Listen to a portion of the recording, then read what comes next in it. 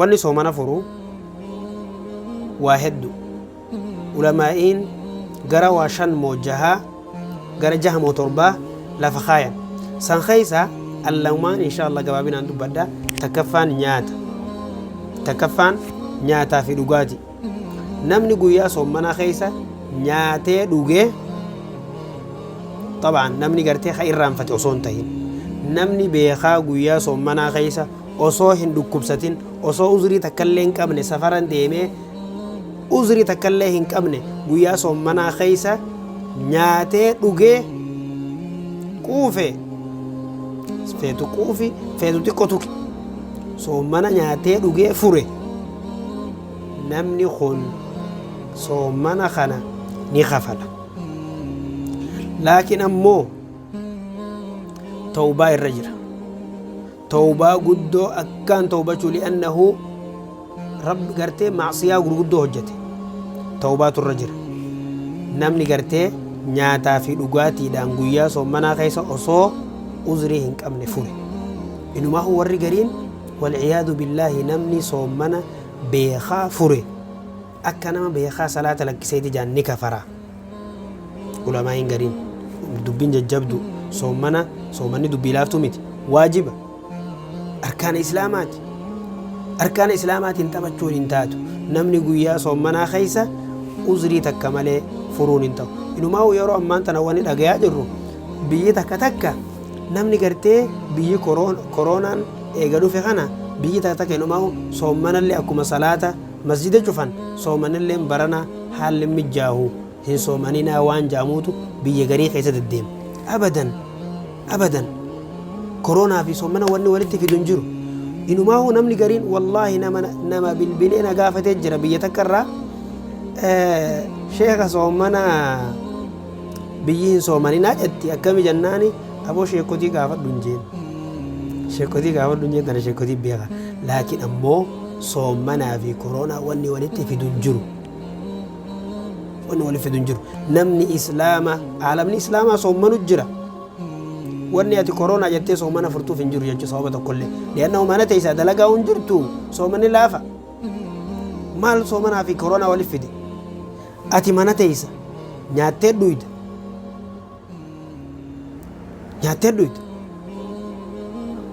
hayya yoon soomanne hoo maalin nyaachuu deemta yoo gartee nyaata waan nyaataniitu hin jirre jette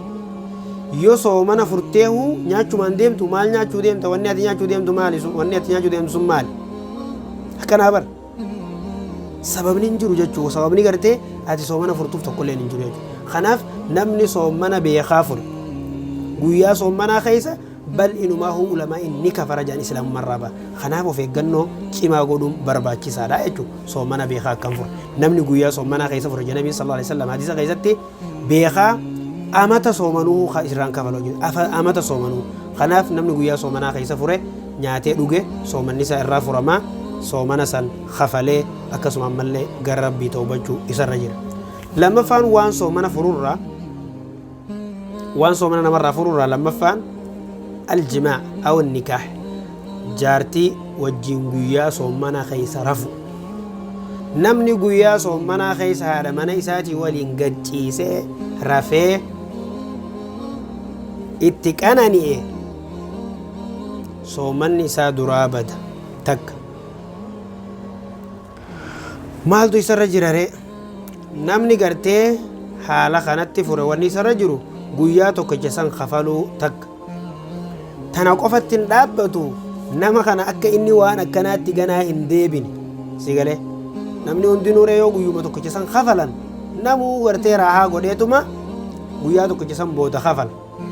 abadan akka gartee ati naamusa godhattu guyyaa soomanaa keeysa akka gartee naamusa ati horattu baatii 2 wal faanarra osoo addan kunne qat gootee soomanta sigala of eegi yoo gartee ati naamusa godhachuu baattee guyyaa soomanaa keeysa baatii 2 wal faanarra osoo addan kunne soomanta namni baatii 2 san osoo soomani jiru adda mure haareetti eegalammaasiis kanaaf dubbiin jajjabdu sooman nyaatanii dhuguun soomana namarraa balleessiti beekaa kagartee dhukkubsatee fure rabbiin hayyama godheefi nyaateeti guyyaa san kafala ka imala jiru rabbiin hayyama godheefi guyyaa san nyaatee guyyaa biraa kafala rakkoo takkan qabu namni beekaa fure akkuma janne kafala dilii gurguddoo irra jira ni tawbata namni gartee haadha mana isaati wajjin rafee soommana fure namni kun soommana tokkicha san kafalee kaffaaraa waan jaanit jira baatii lama wal faanarra soomana gaaf tokko nam tokko dhufeeti sahabaan nabi rabbi dhufe yaa ergamaa rabbii halaktu jee duuba yaa ergamaa rabbii ambade yaa rasuulallah maali waqa'tu zawjatii jee haadha mana kiyyaatii waliin rafee jedhu soomana keeysa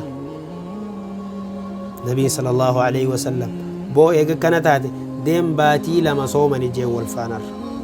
maallu shaahidiinas baatii lama wal faanarra soomana jechuu namni gartee soomana keeysa haadha mana isaatii waliin rafe kanaaf insha allahu taala wanni soomana fura tabiraatis hedduu hafe tatti aantu keeysatti waliin laalla tan arraan tanaa lamaanuma tanaa wassalaamu alaykum warahmatullaahi wabarakaatu bashannanaa fi dhaamsa dabalataaf sooran chaanaal sabskiraayib godha